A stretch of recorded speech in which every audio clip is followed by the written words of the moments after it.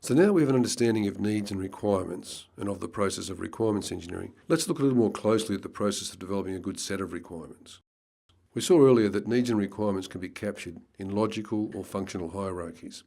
At the end of this module, we'll look briefly at a tool called the Requirements Breakdown Structure, or the RBS, that will assist in developing these hierarchies. First, however, let's look at the process by which the needs and requirements are related to each other at the various levels of hierarchy. A functional hierarchy is produced through two principal processes, elicitation and elaboration. Elicited elements are able to be directly attributed to the source and are normally gathered by interview or workshop. An elicited element could also, however, be drawn directly from other constraints, such as a regulation, for example. That means elicited elements are explicit. That is, they are largely given to us directly by the business or the stakeholders, or they're taken directly from some constraint. On the other hand, elaboration involves analysis, which would conclude that some element is necessary as a result of the business or stakeholders' intentions. This analysis is either decomposition or derivation. Decomposition involves breaking the high-level function into those low-level functions that are explicitly required by it. On the other hand, derivation entails requirements engineers to draw some inference. That is, business management or the stakeholders did not state the function directly, but the derived function is a necessary part of the system design if one or more of the directly stated functions are to be met. The elicitation and elaboration tasks are not for novices. That's particularly true for elaboration. To undertake them properly, requirements engineers, or business analysts, must understand the business, the application domain, the specific problem, the needs and constraints of the stakeholders. They need to understand acquisition and project management, requirements engineering, system engineering, the technologies, and the engineering involved. So you can see from this list that such skill sets rarely happen by accident and must be deliberately developed. By way of a simple example, consider an upper-level statement of the mission of a medical centre. So we can say the Acme Medical Centre is to provide a selected range of medical services in a secure and comfortable environment in order to attain a nominated profit. And if that's the mission statement for the system, then requirements engineers could decompose and derive functions from that statement. The following functions are decomposed. That is, they are explicit in the statement, and we highlight them here in red bold font. The decomposed functions are, well, clearly we need to provide a selected range of medical services, we need to provide a secure environment, a comfortable environment, and attain a certain level of profit. But that's not all we need to do. Requirements engineers would derive functions as necessary functions but not directly stated by the stakeholders to be able to provide the infrastructure, to be able to manage the centre and manage its services, and of course to support the services. Needs and requirements can be identified in a number of different ways, and this slide lists quite a few. Probably the most useful are structured workshops. They're certainly the fastest and most efficient way. Workshops should start with strawman artefacts that are fine-tuned and augmented throughout the assigned period. Workshops should be facilitated to make sure that they run smoothly. Where the problem is more open, brainstorming and problem-solving sessions can be considered to be unstructured structured workshops, and are therefore really only useful early on in the process to assist with the development of initial artefacts, which we probably take on then to structured workshops. Interviews should be considered as one-on-one workshops.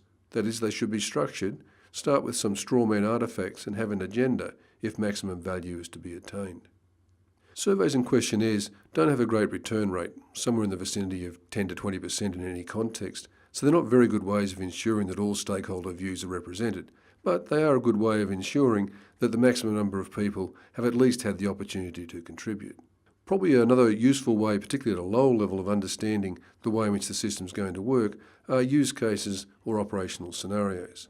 We humans are natural storytellers, so it's a very useful way to ask stakeholders to describe the way in which they're going to interact with the system by asking them to tell them a story about it.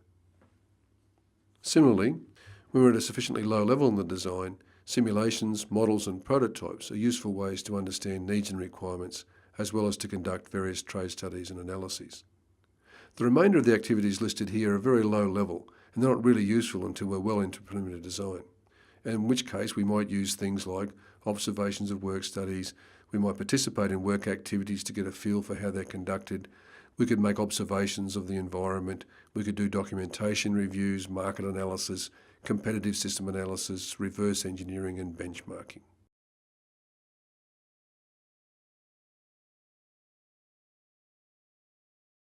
The entire system engineering process aims to produce a system that's both verified against the documents that produce the system and validated against the original needs that initiated the development in the first place.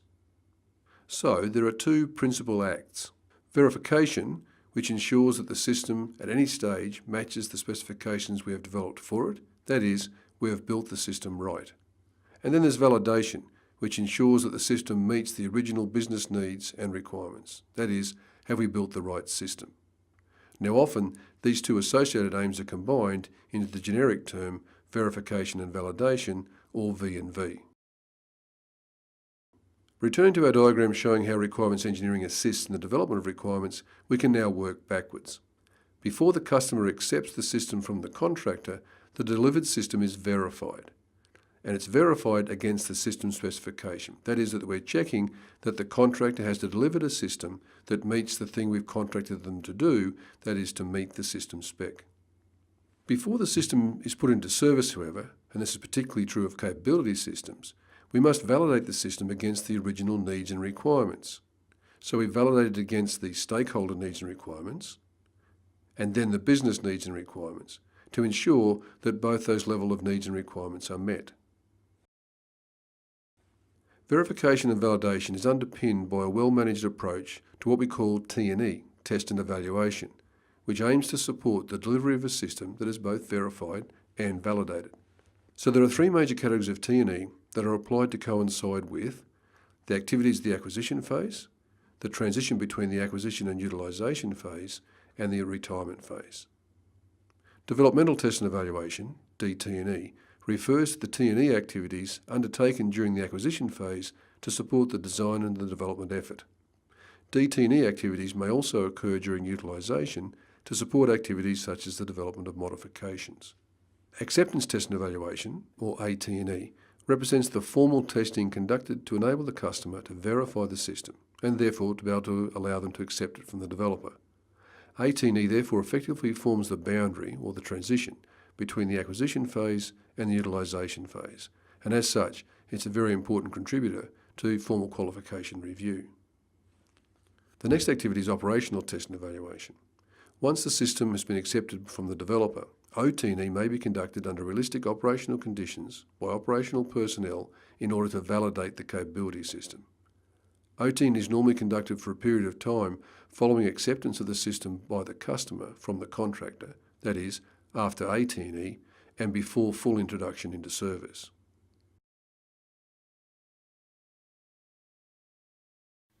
If you're interested in reading further into the topics we covered in this presentation, you may wish to read the corresponding chapters in the texts associated with the course.